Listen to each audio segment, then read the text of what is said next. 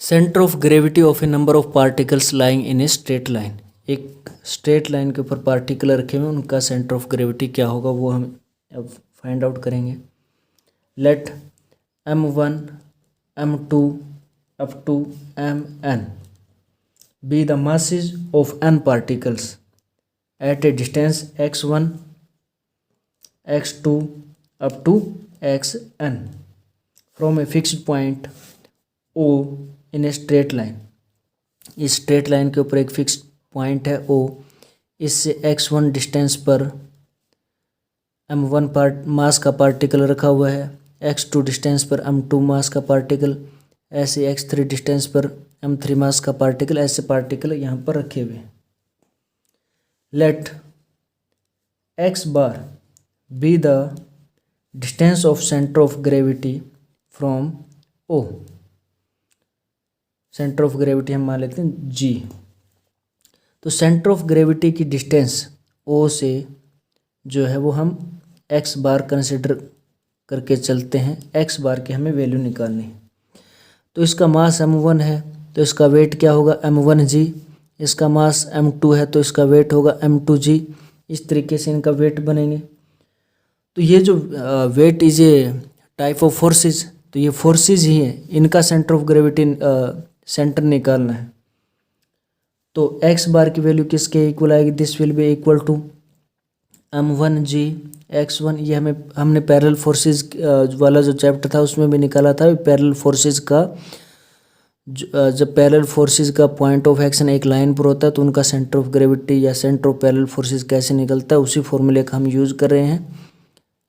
m2g ये force हो गया, उसकी distance x2 plus f2 mng xn upon नीचे आएंगे forces m1g plus m2g plus up to mng। तो x बार की वैल्यू आ जाएगी m1g, नहीं m1g तो कॉमन लेकर के हम कैंसिल कर देंगे, x1 plus m2 x2 plus up to mn xn upon m1 plus m2 plus up to mn। Next है centre of gravity of a number of particles lying in a plane. अगर एक plane में particle रखे होते हैं तब उनका centre of gravity क्या निकलेगा। लेट w1 w2, अब सीधे हम वेट रख रहे हैं यहाँ पर। w1 be the weights of the particle which are placed at the point x1 y1। पहला पार्टिकल x1 y1 पर है, दूसरा x2 y2 पर, और लास्ट वाला xn yn पर रखे हुए हैं। With reference to a rectangular axis in the plane Cartesian system के अकॉर्डिंग ये उन पॉइंट्स के कोऑर्डिनेट्स है। x बार y बार हम मान लेते हैं b centre of gravity. x bar की वैल्यू, ये पैरेलल फोर्सेस, क्योंकि ये अब सीधे फोर्सेस बन गए हैं, वेट फोर्सेस ही होता है, तो x बार की वैल्यू हम डायरेक्ट लिख रहे हैं। पैरेलल फोर्सेस में हमने ये फाइंड आउट किया था, वहाँ पर ये इस टाइप से आता है। x बार जब हम सेंटर निकालते हैं ना, एक लाइन पर होता है, तो summation p I x i upon summation p आई, और अगर प्लेन में होते हैं तो x बार यही रहता है, y बार आएगा summation p i y i upon summation p i. तो यहाँ पर w जो है वो वेट है, यानी फोर्सेस ही है, तो x बार की वैल्यू हम डायरेक्ट लिख रहे हैं summation w i x i upon summation w i. y bar अपने पास आएगा summation w i y i upon summation w i. तो ये सेंटर ऑफ ग्रेविटी के कोऑर्डिनेट बनेंगे। Centre of gravity of a uniform rod. एक uniform rod का centre of gravity. Let A B, हमारे पास ए बी एक यूनिफॉर्म रोड है, इसका सेंटर ऑफ ग्रेविटी हमें निकालना है। हम एक एलिमेंट लेते हैं इस यूनिफॉर्म रोड का P, और एक बार हम इसका ये मिडल पॉइंट G कंसिडर कर लेते हैं। ए बी यूनिफॉर्म रोड है, G इसका मिडल पॉइंट है।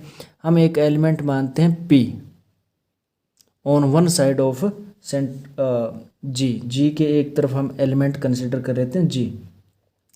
Then there exist an equal and similar element Q on other side of G middle point है, यूनिफॉर्म रोड है।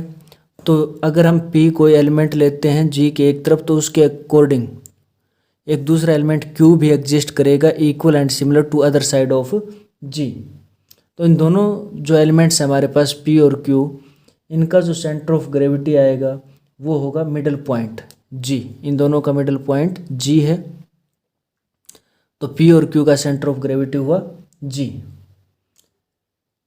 तो इस तरीके से हम पूरी रोड को ऐसे पेयर ऑफ एलिमेंट्स में डिवाइड कर सकते हैं। इसके अकॉर्डिंग भी जी की दूसरी तरफ कोई ना कोई एलिमेंट एग्जिस्ट करेगा। तो hence the whole rod can divided into such pair of elements. ऐसे हम एलिमेंट्स में डिवाइड कर सकते हैं। Each pair having its centre of gravity at G. प्रत्येक पेयर का सेंटर ऑफ ग्रेविटी होगा जी। तो पूरी जो रोड है उसका सेंटर ऑफ ग्रेविटी, इसका मिडल पॉइंट जी बनेगा।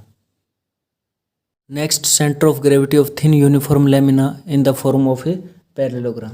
Late A B C D is a parallelogram. A B C D be a uniform lamina in the form of a parallelogram. ये parallelogram है। Let P Q R S be the mid points of sides A B C D and D A. ये इनके mid point है। इनको हम join करवा देते हैं। ज्वाइन पी को आर से ज्वाइन करवाते हैं और क्यू को एस से ज्वाइन करवा देते हैं। Let O be the point of intersection of these two sides. Consider a thin strip. एक थिन स्ट्रिप लेते हैं L M parallel to A B के पैरेलल। ये थिन स्ट्रिप है एल एम। तो इसको हम एक यूनिफॉर्म रोड की तरह मान सकते हैं। इसका जो मिड पॉइंट होगा नो डाउट इस पर लाई करेगा। ये यहाँ पर इंटरसेक्ट करें तो G1 इसका क्या होगा, मिड पॉइंट होगा G1। तो यूनिफॉर्म रोड की तरह इसको कंसिडर कर सकते हैं। तो G1 LM का सेंटर ऑफ ग्रेविटी बनेगा। ऐसे ही हम दूसरी स्ट्रिप्स लेते हैं ए बी के जो पैरेलल होंगे, तो उनका सेंटर ऑफ ग्रेविटी भी इसी लाइन पर आएगा पी आर पर। तो इस तरीके से जो भी strips parallel to A B और सी डी, ए बी या सी डी के पैरेलल हैं, तो उन सभी का centre of gravity P R पर आएगा। तो इस तरीके से पूरी जो पैरेललोग्राम है, अब सभी का centre of gravity P R पर आ जाएगा।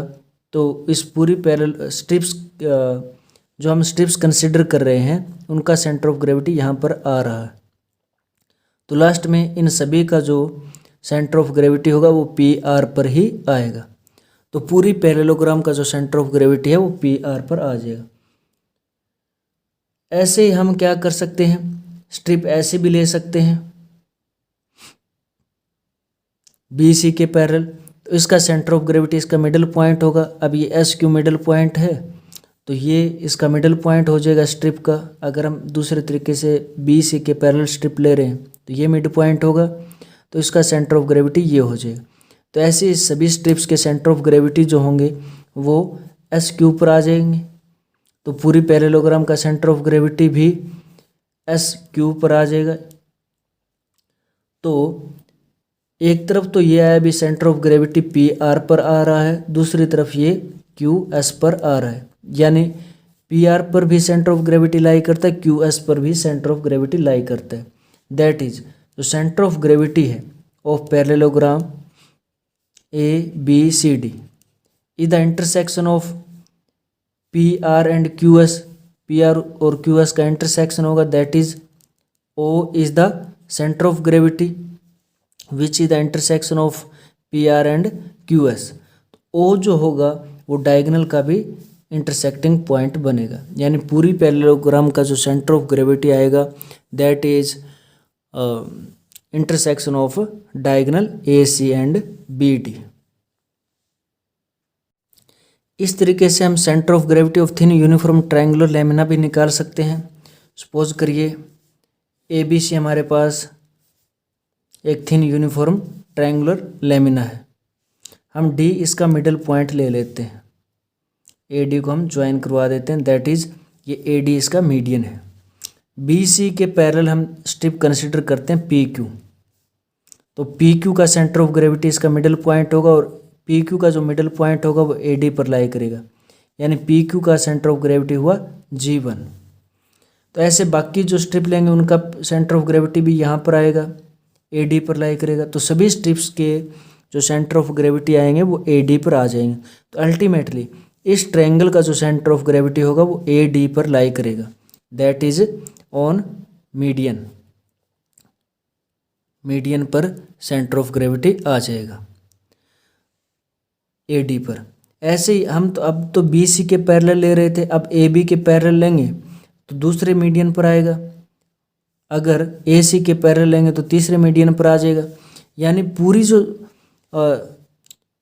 ट्रायंगल है इसका सेंटर ऑफ ग्रेविटी तीनों मीडियंस पर है, और तीनों मीडियंस यानी point of intersection of median, और point of intersection of median होता है सेंट्रोइड। तो पूरी ट्रायंगल का सेंटर ऑफ ग्रेविटी इसका सेंट्रोइड बनेगा। Now centre of gravity of a wire bent into the form of a triangle. एक wire को मोड़ करके एक ट्रायंगल की शेप दी गई ABC, इसका सेंटर ऑफ ग्रेविटी निकालना है। यानी अब ये लेमिना नहीं है, सिर्फ वायर है, उसका सेंटर ऑफ ग्रेविटी निकालेंगे। तो A के अपोजिट साइड जो होगी उसकी लेंथ मान लेते हैं A, इसकी लेंथ B और इसकी length C। Let M be mass per unit length.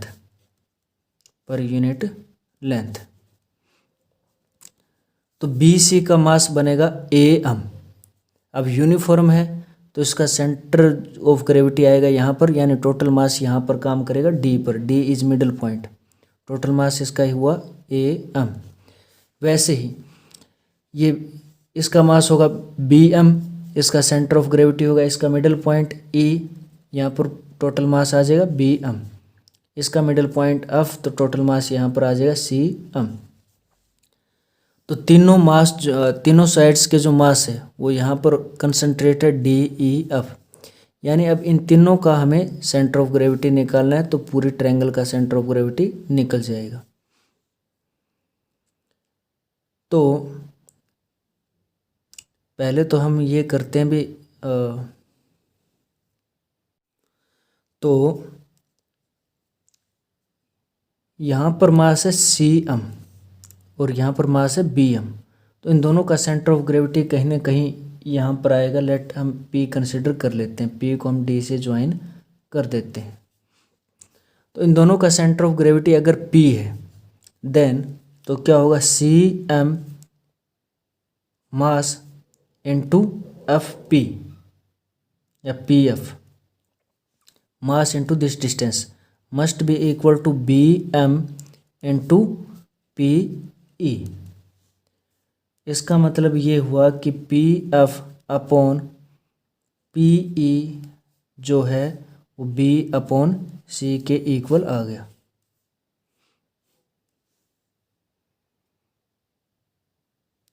तो इन दोनों का यहाँ पर आ गया। तो अब यहाँ पर मास हो गया टोटल P पर हो गया total mass B plus CM, यानी अब पूरी जो ट्रायंगल है उसका मास दो जगह कंसंट्रेट होगा, इस पर और इस पर। तो यानी पूरी ट्रायंगल का जो सेंटर ऑफ ग्रेविटी होगा वो PD पर लाई करेगा, PD पर पूरी ट्रायंगल का सेंटर ऑफ ग्रेविटी आएगा। अब PD क्या चीज़ है उसके बारे में हम डिस्कस करते हैं। मिड पॉइंट को जो मिलाने वाली जो लाइन है वो तीसरी साइड के पैरेलल होती है और उसका हाफ होती है, यानी DF is equal to half of B। ऐसे ही DE is equal to half of C।